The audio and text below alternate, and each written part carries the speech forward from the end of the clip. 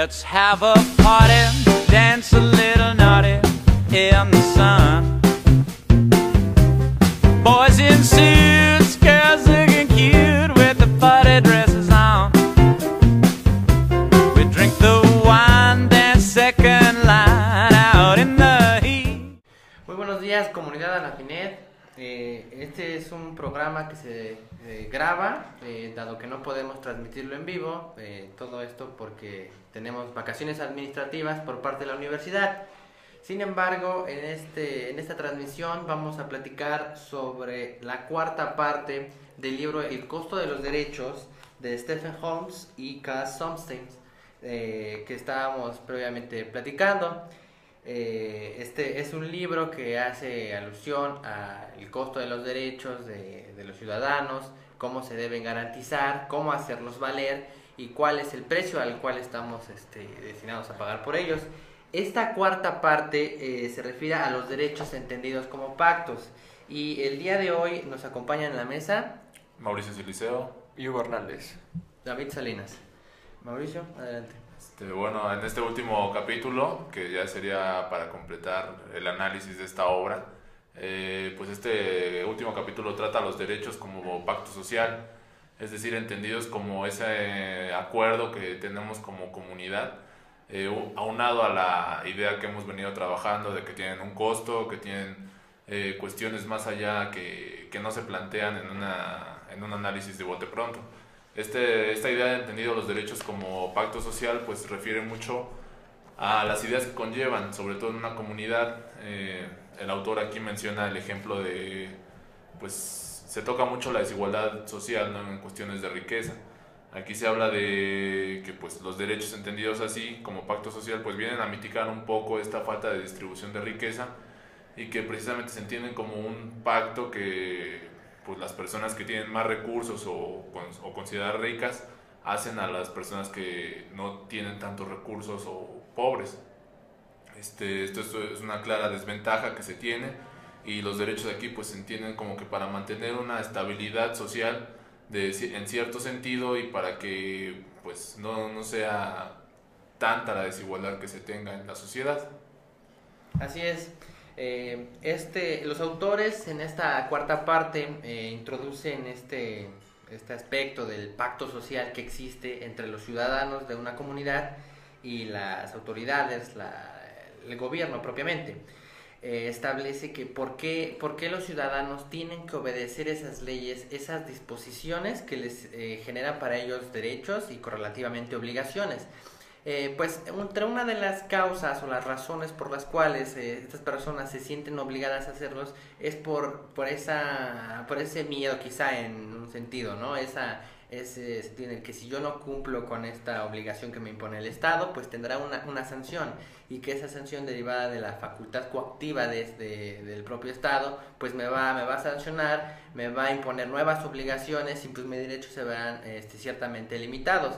Entonces, entendiendo estas obligaciones derivadas de ese contrato social entre una comunidad, es decir, ¿por qué nos sentimos orientados a cumplir con esas obligaciones? El hecho, el que estamos platicando, pues el contribuir con el gasto público, porque asimismo esto pues nos genera beneficios a una colectividad. Por ejemplo, hablando en este sentido colectivo, pensemos en las vías de comunicación, las vías de tránsito, por ejemplo, en las escuelas, la salud, la educación, todos estos derechos que se van materializando a través de los actos que realiza el Estado, y en función pues de la capacidad de los contribuyentes, ¿no?, de ese sentido en el cumplimiento con sus obligaciones. Sí, pero bueno, aparte del miedo que tú mencionabas de que por qué se cumplían las normas que establece, digamos, un determinado estado, de la otra parte podrías tomar como una legitimidad, ¿no? Que están legitimizando las instituciones que tiene el Estado, y así pueden cumplir con sus obligaciones, por ejemplo, fiscales, ¿no? Porque las ven como equitativas, como es el principio fiscal, el principio de justicia fiscal, ¿no? Proporcionar cargas de manera equitativa para que así para así proporcionar los derechos o instrumentos que nos den cabida para acceder a los derechos, ¿no? Sí. Así es. Bueno, también aquí creo que es importante el tema de la propiedad que menciona el autor, ¿no? Mucho hemos platicado, ¿no? Cómo se puede mantener este derecho a la propiedad, que aquí hace un poco el análisis histórico que viene desde Guillermo el Conquistador, que dada la conquista que hace y toda esta cuestión de Inglaterra, reparte las tierras y con ello los derechos de propiedad, ¿no? Entonces aquí también vemos que la propiedad pues tiene un sustento que se ve en este pacto que surge desde este momento y que es como se empiezan a legitimar los derechos, ¿no? La cuestión de que el gobierno reconoce la propiedad a los gobernados, entonces los gobernados pues ya no tienen pues un motivo de descontento, un motivo de rebelión, ¿no? contra el gobierno, y pues ya se sienten de una manera armonizados y sienten satisfechos sus intereses, entonces ya no ven una necesidad de un hecho violento, ¿no? De un hecho social sangriento. Entonces también vemos aquí la propiedad pues se encuentra legitimada a través de estos pactos sociales que se realizan, que pues son importantes, ¿no? Porque es la otra parte del derecho que no se ve, que pues se mitiga esta necesidad de descontento al reconocernos derechos, que es como se maneja en este capítulo, que es como pactos sociales. Efectivamente, Mauricio. Y bueno, ahora pensando en todos estos derechos, esas libertades, aquí los autores aterrizan en una libertad que me gustaría que comentáramos a detalle. Dice la libertad al credo, la libertad de credo, la libertad religiosa de un Estado, cuáles son las ventajas, las desventajas, los diferentes lineamientos para regular pues esta libertad, porque o sea, se reconoce en un Estado la libertad de credo, ¿no? Es decir, tiene sus desventajas el hecho de que el Estado, la autoridad, imponga una religión que se deba de seguir por toda la comunidad. Eso también nos trae desventajas, bueno, las vamos a platicar. También plantear qué pasa cuando hay una diversidad de creencias. O sea, el Estado, ¿cuál es el papel que juega el Estado para participar en esto? Y tampoco, bueno, presentar esta imparcialidad, ¿no? Mostrarse neutral y vaya que esto no, pues, contradiga o vaya en contravención a otros derechos, a otras libertades que están reconocidas. Hugo, ¿quisieras comentar algo al respecto? Sí, la política que se maneja aquí es como de abstención, ¿no? Ellos plantean que que el gobierno debe abstenerse de imponer una religión como única para toda la nación. El problema aquí vendría cuando vendría ese choque de pretensiones entre una religión con los de otra religión. De todos modos, tendría que entrar el Estado para dirimir esa controversia. Es lo que yo planteo. Y otro concepto que vendría muy a colación con eso, está muy correlacionado, sería el concepto de nación, a mi parecer, como lo trataba, si no mal parece, Rousseau, que es la intención de mantenerse unidos a futuro. Pero eso ya se transformaría en un gran espacio, así como lo conocía Schmitt, por las pretensiones de que todos se quieren seguir por un determinado régimen, en este caso la religión, una religión que ellos traten de imponer, ¿no?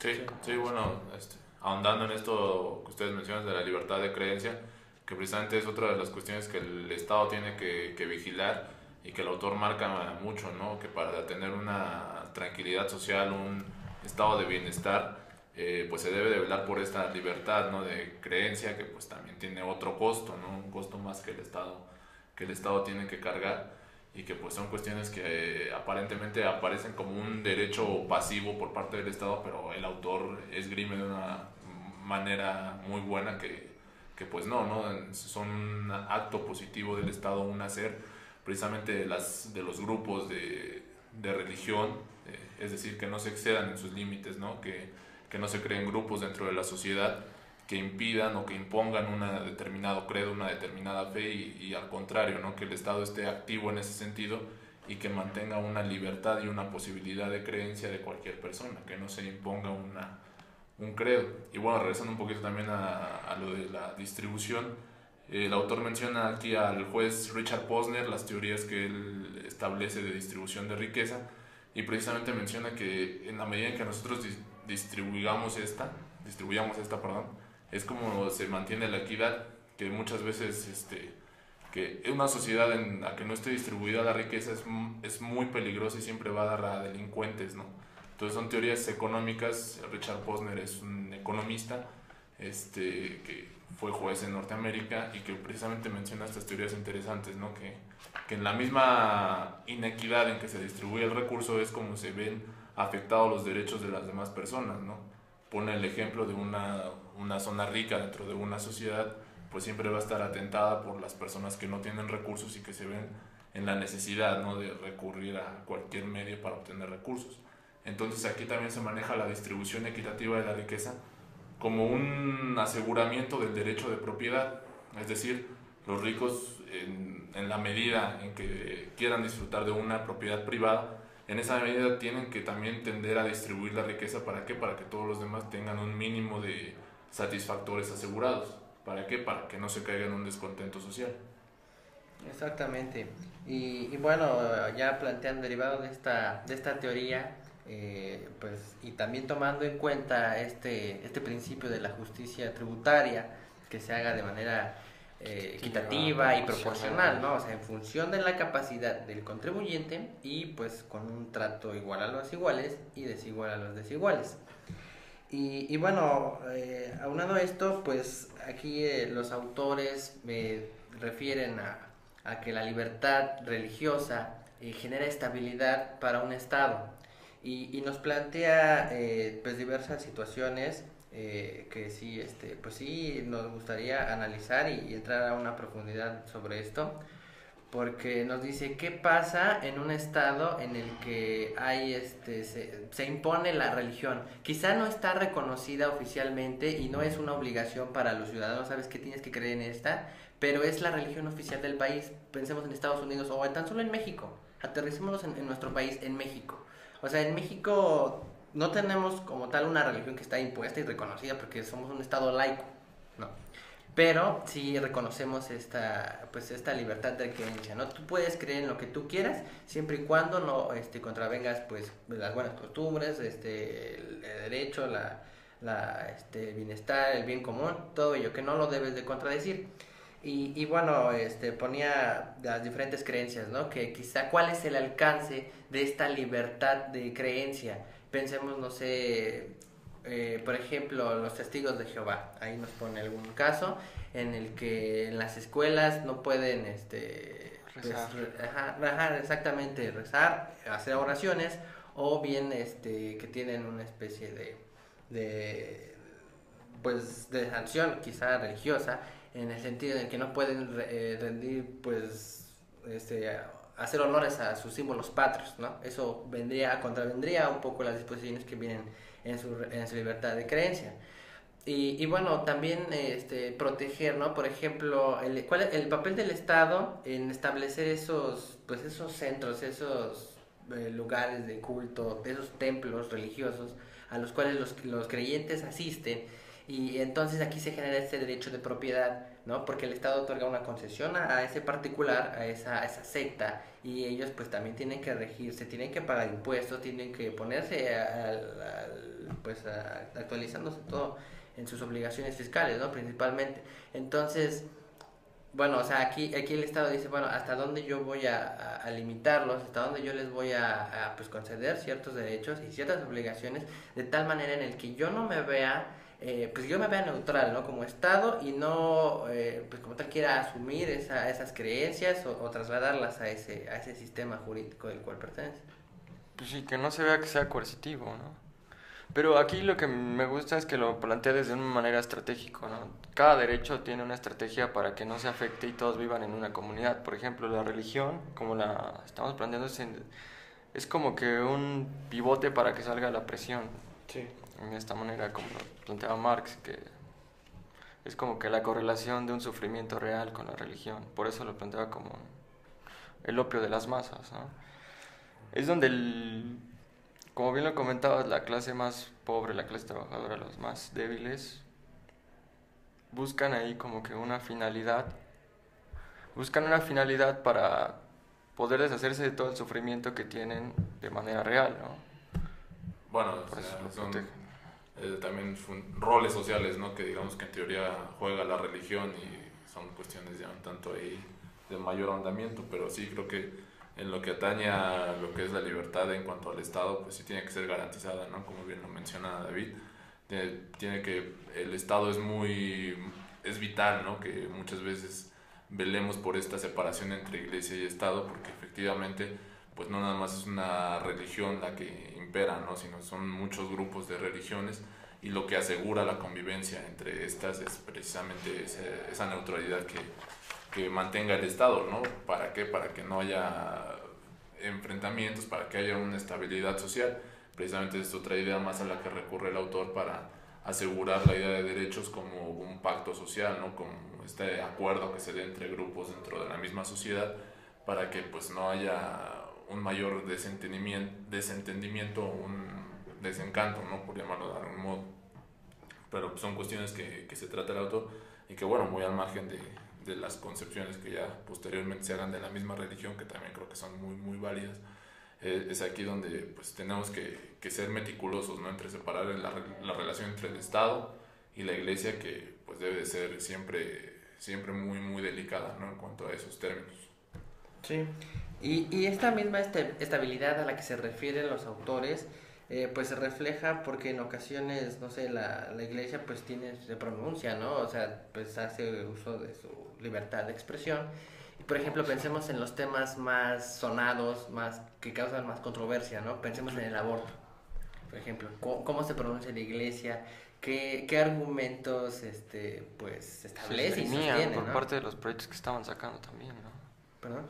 Se esgrimía, ¿no? La iglesia se puso como que sentó bases claras a partir de los proyectos que estaban sacando del aborto, ¿no? Que ya estaban legalizados, todo eso. Exactamente, o sea, y pues está bien, ¿no? O sea, que tengan ese pronunciamiento, pero que su libertad de expresión no vulnere las otras libertades, ¿no? Y no vulnere esa esfera de derechos que tienen pues, reconocidas todos los ciudadanos. Es decir, la iglesia se puede pronunciar y decir misa y decir, ¿sabes qué? Pues sí, estoy a favor, estoy en contra del aborto, expresarse en diversas relaciones, pero pues no van a ser como que la base, ¿no? Para que el Estado tome las decisiones y pues se hagan leyes en función de esta opinión o de estos argumentos que se pretenden hacer valer, ¿no? Simplemente, pues sí, quizás sean no sé, un sustento moral que pudiera servir de orientación, pero aquí es donde pues tendríamos que frenar un poco esa libertad de creencia, ¿no? O sea, pues está bien, se reconoce esa libertad de culto, cree en lo que tú quieras, pero pues igual respetando que estás en un estado de derecho, en un estado laico, y pues sin vulnerar esa libertad de los demás. Así es, y bueno, también respetando esta idea de la libertad de creencia, pues como bien comentas, se desencadenan varios temas, ¿no? No solo el aborto, sino también la eutanasia, la reproducción asistida, todos estos temas que últimamente ha desarrollado lo que es la bioética, y que efectivamente el Estado tiene que mantener ahí una posición pues neutral o un tanto objetiva, ¿no? Que efectivamente no sea atacante o sea de una manera parcializada hacia alguna u otra religión, ¿no? Sino que se mantenga de una manera incluyente a todas las voces, y que se tomen en consideración todas las posturas, ¿no? Hay ahí la importancia de que el Estado sea efectivamente un ente que no muestre cierta parcialidad, ¿no? Hacia alguna u otra doctrina, hacia alguna otra religión. Sí, y de hecho lo que comentaba David acerca de como autolimitar la libertad de religión vendría como que muy correlativo con la libertad de expresión, ¿no? ¿Hasta dónde yo voy a limitar mi libertad de religión para no dañar tanto en cuestiones de libertad de expresión?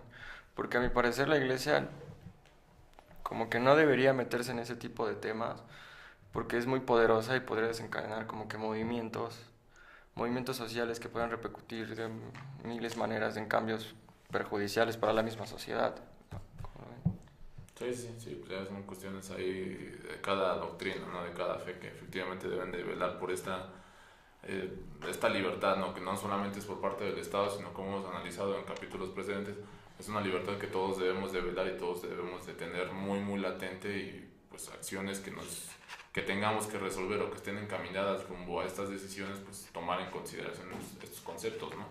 Que como vemos pues, son vitales para un estado saludable, un estado estable, ¿no? Que no se afecten más allá de estos derechos. Sí, así es, Mauricio.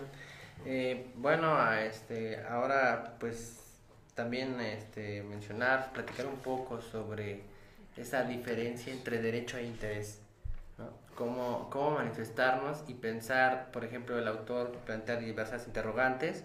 Por ejemplo, plantea mucho el derecho de propiedad, ¿no? Cómo el derecho de propiedad, pues, de las personas que tienen, pues, recursos mucho más accesibles, mucho más altos, pues tienen tienen acceso, pues, a otros volúmenes, ¿no? Otro tipo de propiedad. Y es decir, bueno, también esa condición económica del ciudadano, pues no le permite, o sea, a pesar de que tiene el disfrute de ese derecho de propiedad, pues no le permite tener acceso a, pues quizá a los grandes terrenos de tierra, a las grandes proporciones. No sé, ahí se ve limitado, y pues sería oportuno que quisiéramos una mención sobre derecho e interés. ¿Qué opinan ustedes?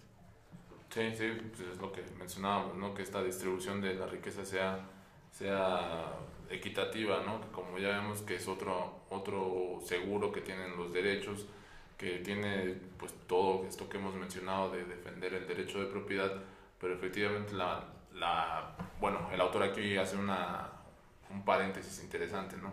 Que dice que pues para proteger el derecho de propiedad, si solo lo consideráramos como tal, pues tendríamos ahí que recurrir a la policía, ¿no? Y que esto sería muy peligroso, porque entonces tendríamos que recurrir a una fuerza brutal por parte del Estado, por parte de la coactividad, ¿no? Que es lo que hacías alusión al principio, y que pues esa es un método o una forma para defender este derecho de propiedad, que efectivamente pues no va a ser el único, porque es muy muy peligroso, ¿no? Que este derecho de propiedad se tiene que ver defendido, o se tiene que ver de una manera protegido por otras cuestiones que pues ya el autor ahí va desentrañando, ¿no? Una de estas es la distribución de propiedad, que como vemos ahí pues menciona, ¿no? Hace el ejemplo de en un castillo que se viva no se puede estar tan seguro, mientras las chozas que sea parte del castillo pues estén sufriendo esa inequidad, ¿no? Porque a final de cuentas es un descontento que tienen las personas, y que siempre van a velar. ¿Por qué? Porque se distribuye el recurso, porque todo sea de acuerdo a una equidad, a una distribución justa, ¿no? Sí, esta parte del Estado me parece muy importante, de que generar un Estado que sea lo suficientemente capaz como para protegerme mi libertad de propiedad, pero que a la vez no sea suficientemente fuerte como para que él se sienta seguro de poder vulnerarme mis propios derechos, ¿no? Es como soltar a la bestia y luego dejar que la bestia me devore a mí, ¿no? Como se plantea. Pero además de esto, es muy importante poner que debe ser justificado, ¿no? ¿Hasta dónde se puede justificar que yo tenga demasiada propiedad que otra persona, ¿no? Si atendemos a conceptos como el de John Locke, que se meten en cuestiones de qué es la propiedad, que nos dice qué es lo que yo puedo trabajar con mis manos, es lo que yo puedo tener de propiedad, pues la verdad esto es muy injustificado, ¿no? O sea, encontramos gente que tiene millones en dinero, en propiedades, y la contraparte, que gente que no tiene absolutamente nada, ni siquiera dónde vivir, ¿no? O sea, ¿hasta dónde puede ser justificable que alguien tenga mucho más que otros? Sí, yo creo que es aquí lo interesante, ¿no?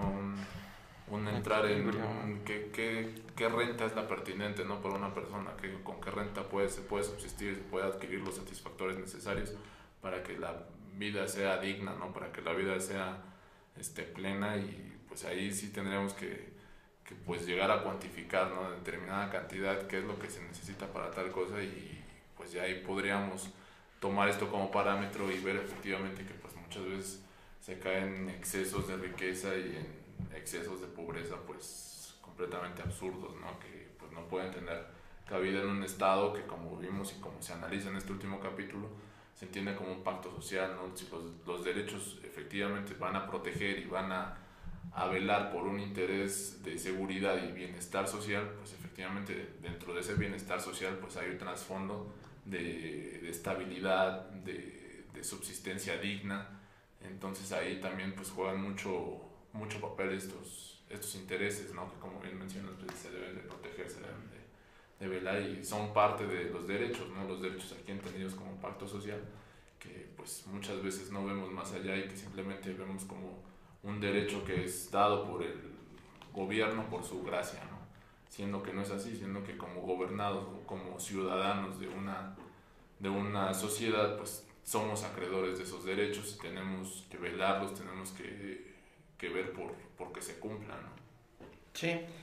Y bueno, esta desestabilidad que genera estas diferencias, pues que son notoriamente comprobables, ¿no? Este derecho de propiedad, pues el ver a las personas que tienen mayor ingresos y que desgraciadamente hay una incongruencia, ¿no? O sea, que generalmente los que tienen mayores ingresos son los que pues menos pagan, ¿no? Y en ocasiones los que pues realmente tienen ingresos pues inferiores, o sea, inferiores inclusive pues, por debajo por los que deberían de recibir legalmente hablando, ¿no? Y bueno, esta incongruencia pues derivada de una mala pues redacción en esos cuerpos legislativos, en esos instrumentos legales para hacer cumplir a un contribuyente, ¿no? Por ejemplo, el contribuyente que tiene mayores ingresos, las empresas se actualizan en esas hipótesis extraños de exención de impuestos. O sea, es decir, qué absurdo suena que una persona que recibe esas cantidades, esos recursos en exceso, pues sean exentos de pago, ¿no? Es decir, a veces por realizar causas sociales que aparentemente son buenas, pues por debajo de ello hay esos actos, esas actividades que pues, realmente sí los exentan del pago de impuestos. Ahora pensémoslo en el caso de una persona física normal que trabaja pues sus jornadas de 8 horas, ¿no? Y esas exhaustivas jornadas con derechos limitados, ¿no? El simple hecho de, pues bueno, no tengo ni acceso a la educación para que yo diga, bueno, me entero de los derechos a los que tengo, de los que soy acreedor y los pueda ejercer libremente, ¿no? De acudir a esas instancias, a esos tribunales, a ese órgano que pues va a velar por mis intereses y va a decir, bueno, yo, por ejemplo, en el caso de un trabajador, pues bueno, tengo derecho a percibir este tipo de salario por este tipo de actividad, por esa remuneración, es decir, pues no, realmente no la lleva a cabo y esto pues, o sea, no solo es el hecho de no tener los recursos, aquí pensemos en diversos derechos, derecho a la educación, a la salud, por ejemplo, ¿no? Pensemos en la seguridad tan solo, es decir, o sea, una persona pues con pocos ingresos, pues no va a pensar en formar un hogar en una casa que tenga la seguridad pues inviolable, ¿no?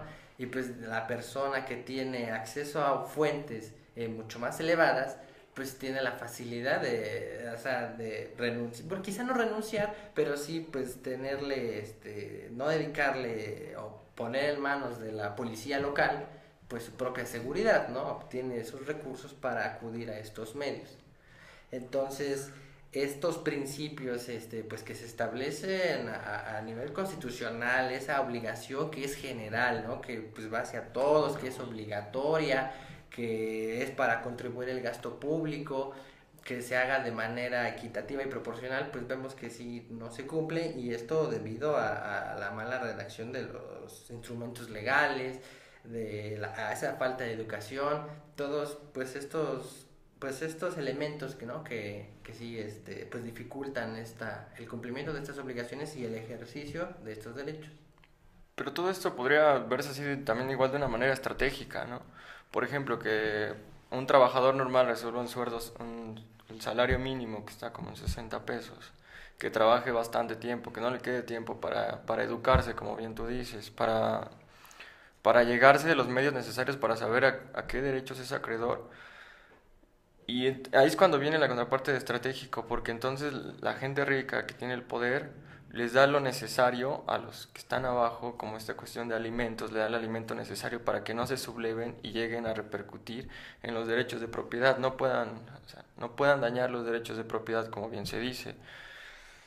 Todo esto viene, bueno, yo lo veo muy religado con la idea de la anarquía que proponía Bakunin, que el hambre mueve las masas. Si tú lo tienes con suficiente alimento como para que no esté pensando en sublevarse para quitarle los demás a los que son ricos, pues no, o sea, lo vas a tener calmado, lo vas a tener sosegado y no va a poder accionar los derechos que tiene a cargo y a los que es acreedor, ¿no? Sí, bueno, sí, son tesis que también critican mucho el autor, ¿no? Que precisamente parte de mantener un sistema de distribución inequitativa de la riqueza como es el capitalismo, pues se sostiene en eso, ¿no? En mantener un mínimo de satisfactores a la mayoría de la población.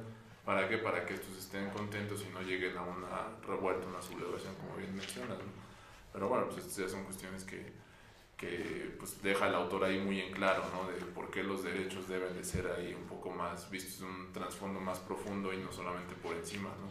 Que es lo que muchas veces ayuda a que se mantenga la estabilidad.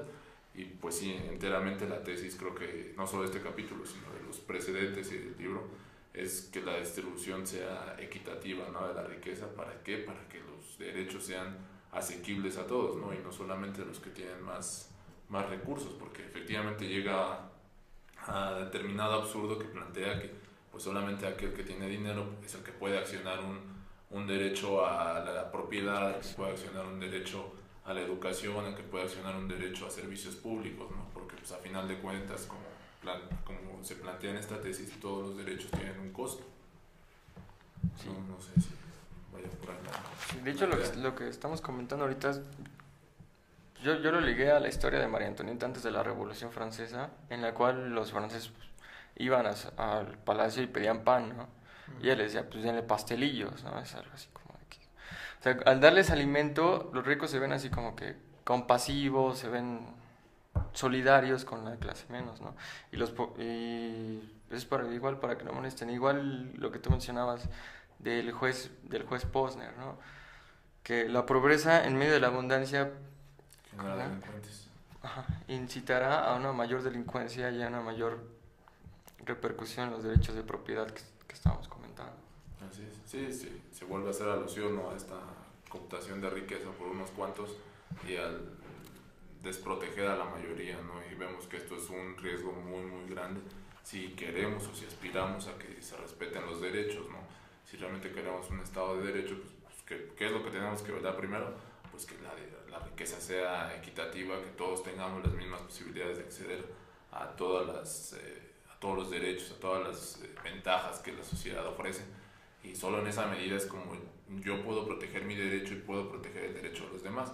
De hecho, en este sentido se plantea el derecho a la libertad de credo, ¿no? En la medida en que yo respete el derecho de la libertad del otro de creer en lo que él quiera, en esa medida yo me estoy protegiendo de la libertad de creer en lo que yo quiero. Esto es algo muy, muy básico, muy simple que el autor examina y desentraña en el capítulo, pero pues que es muy cierto, ¿no? Si nosotros no velamos por el derecho de los demás, de cuidar sus libertades, de cuidar sus derechos, pues en esa misma medida estamos vulnerando, estamos viendo menoscabados nuestros derechos y en esa misma medida ponemos en riesgo los nuestros, ¿no? Porque ya quedan desprotegidos, quedan sin poder de accionar ante un tribunal, ante un órgano del Estado. Sí. Y bueno, ahora tocando este punto, este tema referente a los derechos de bienestar y esa política de inclusión en la que, bueno, o sea, tú puedes vivir en un estado pues libre, soberano, autónomo, independiente, pero ¿a qué se refiere con esa independencia en vivir en una sociedad, ¿no? En un estado de derecho? Que sí, ciertamente pues estamos ligados con otros estados, se tiene contacto pues a través de los instrumentos internacionales, tratados internacionales, convenios, pues que nos obligan a adquirir compromisos, ¿no? A nivel internacional. Pero pensemos en esa independencia interna de los ciudadanos respecto con los demás entes de ese estado, de esa sociedad, que sí somos independientes, pero somos dependientes de esas instituciones, porque esas instituciones son las encargadas, en principio, pues de decirnos cuáles son nuestros derechos y nuestras obligaciones.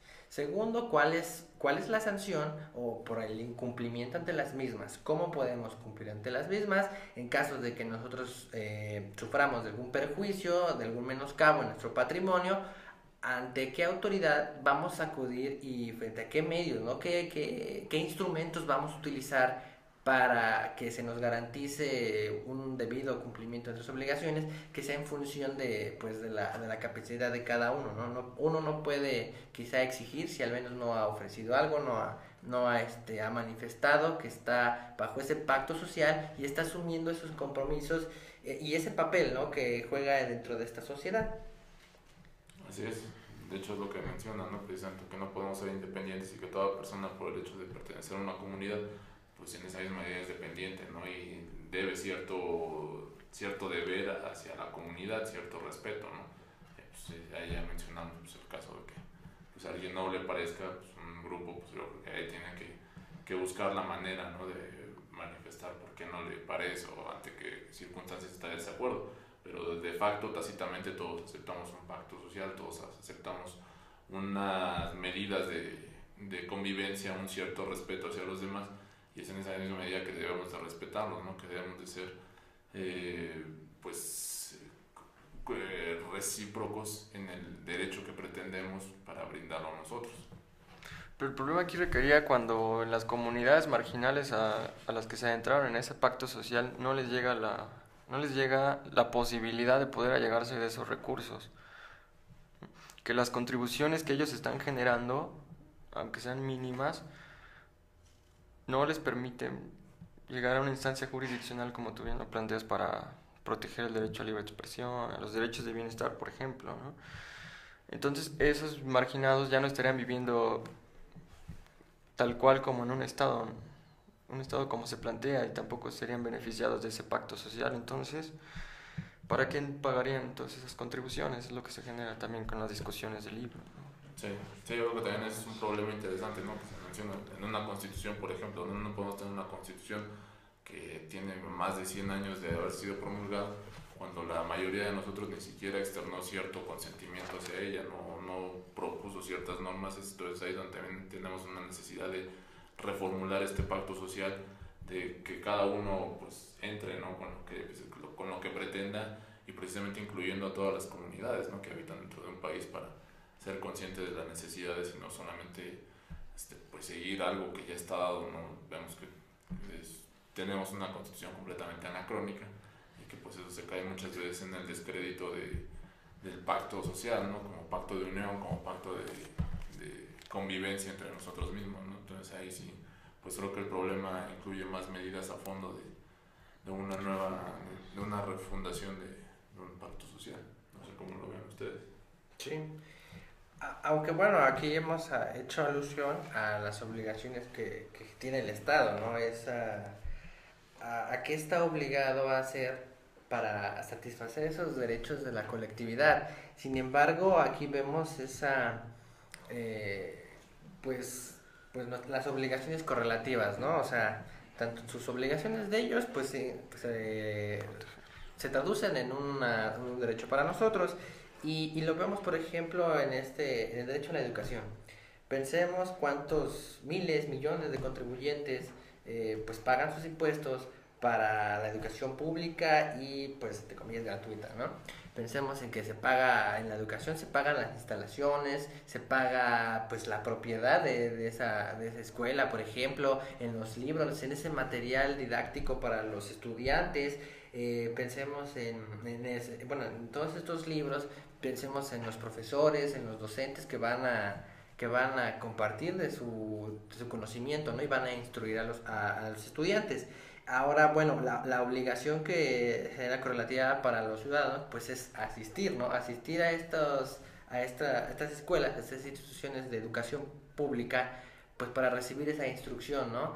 Cumplir, no sé, por ejemplo, con sus obligaciones de ir a la escuela, hacer las tareas que se dejan, en fin, no sé, pensemos desde este punto de vista. Podemos traducirlo en otro ejemplo, a la seguridad, por ejemplo, ¿no? O sea, es decir, bueno, la obligación que tiene uno de informar a la autoridad en caso de que veas, no sé, alguna actividad irregular en tu comunidad, en la colonia, no sé, ese tipo de obligaciones que si bien no están establecidas y frente a su incumplimiento hay una sanción, pues sí generaría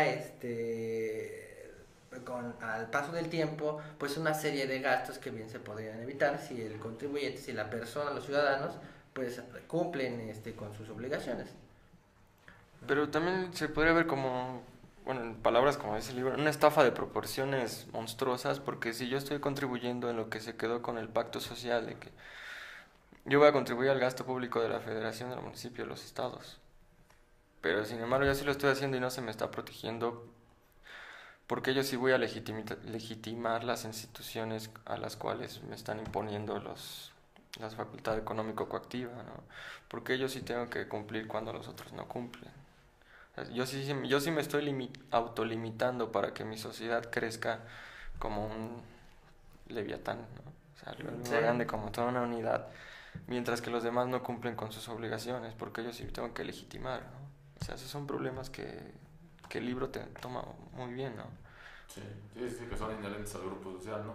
De hecho, ahí también menciona el caso de los gitanos, ¿no? En Europa, que pues precisamente ellos no creen en pertenecer a una comunidad, en pertenecer a un estado, y que pues al ser aprendidos o al ser, pues sí, ¿no? Inquiridos por el estado, pues ellos niegan cualquier comunicación con él o cualquier vinculación o legitimización de las instituciones, y pues simplemente se niegan ahí a comparecer con ellos, ¿no? Porque precisamente pues creen en esto, ¿no? Que no se les representa, no están ahí latentes sus derechos, y pues ahí es un caso que hace alusión el autor de los gitanos, ¿no? Que es muy recurrente para pues, vislumbrar todas las teorías sociales, ¿no? De reconocimiento del Estado y de las instituciones, que creo que también ahí sería otro importante tema a tratar, y otro de los temas que ayudarían a estar en una constante renovación del pacto social, ¿no? Porque pues la sociedad es muy dinámica, y pues un pacto social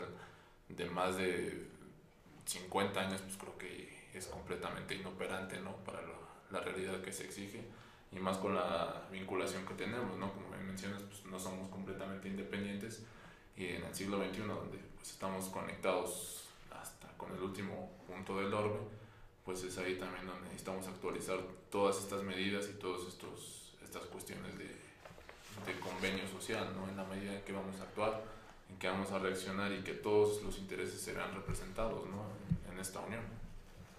Sí, y bueno, ahora que mencionas pues estos mecanismos o estos medios, ¿no? Para hacer valer estos derechos, por ejemplo, tú dices, bueno, yo sí cumplo con mis obligaciones, estoy al corriente del pago de todos los impuestos, y bueno, pues no obtengo lo que debería de corresponderme, no obtengo por parte del Estado ese beneficio que yo debería tener porque es mi derecho, y pues lo trato de exigir. Sin embargo, quizá hay mecanismos que son muy arcaicos, ¿no? Para acudir a esas instancias, y bueno, pues ir ahí, perder parte de tu tiempo, dinero, esfuerzo, y bueno, para que finalmente no se te resuelva pues mucho.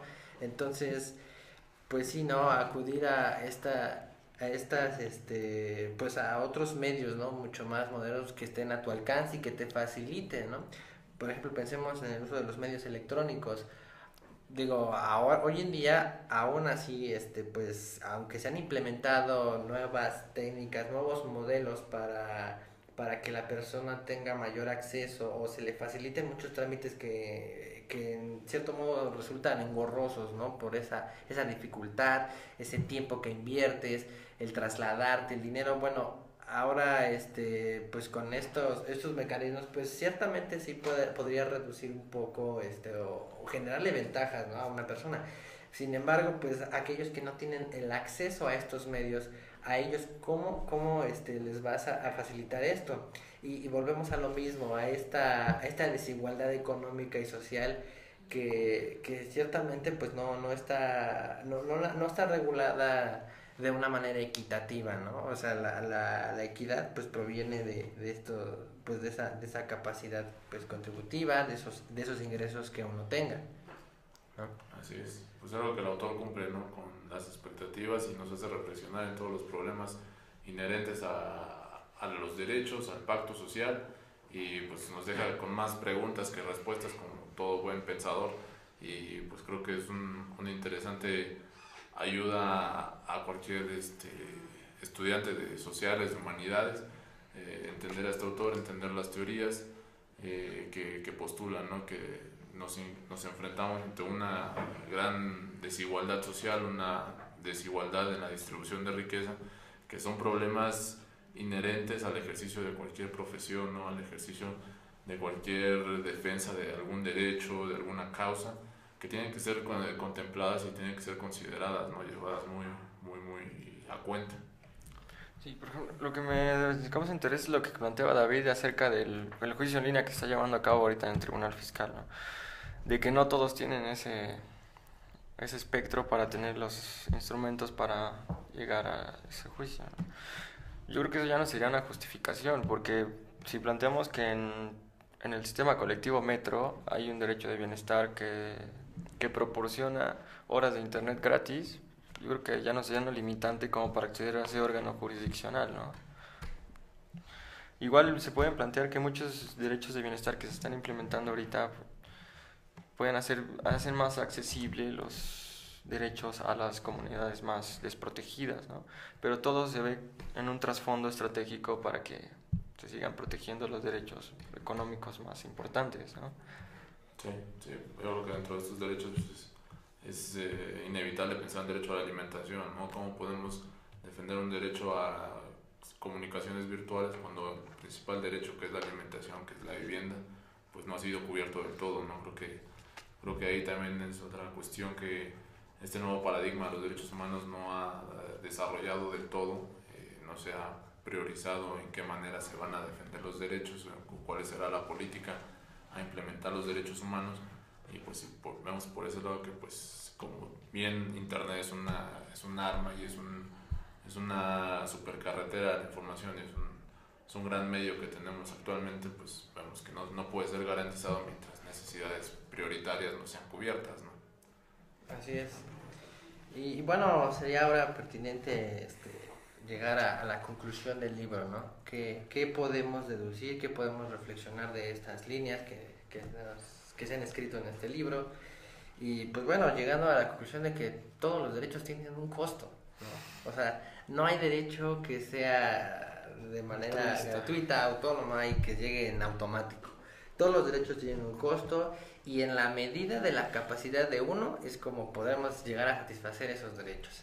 Y pues brevemente, ¿no? Así, mencionando algunos derechos, volvemos al caso de la seguridad.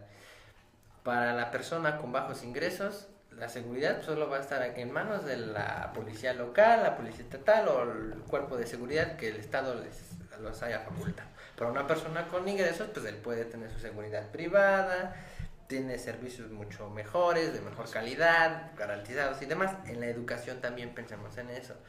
La persona con bajos ingresos acude a las instituciones, pues, exactamente del Estado, en las que recibe una educación de una calidad distinta a la que una persona con mayores ingresos puede tener acceso, pues pagando instituciones privadas.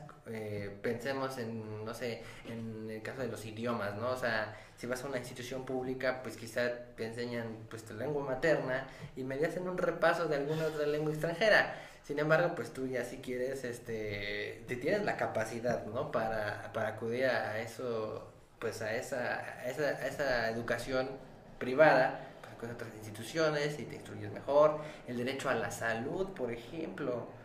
No es lo mismo estar ahí perdiendo horas y horas en una institución pública de seguro social que frente a una institución privada, ¿no? Sí, definitivamente son cuestiones que son inherentes, ¿no?, al estudio de los derechos. Y pues yo creo que aquí también ya es cuestión de, como bien reflexionábamos en el capítulo de John Rawls, pues que hacía mucha alusión a Aristóteles, ¿no? Este concepto que manejaba Aristóteles de la aletheia, de que cada uno tenga cubiertos ciertos satisfactores y que en esa misma medida pues uno vea, ¿no?, que ya ha excedido estos satisfactores.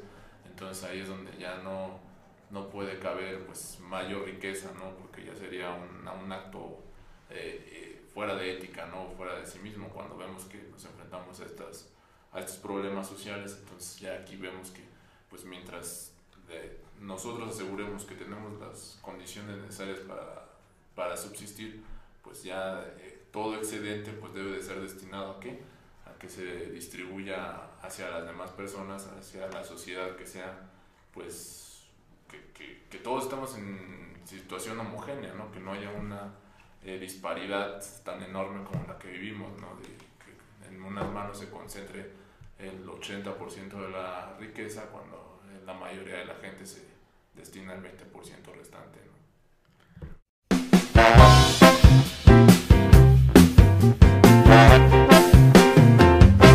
Let's have a party, dance a little.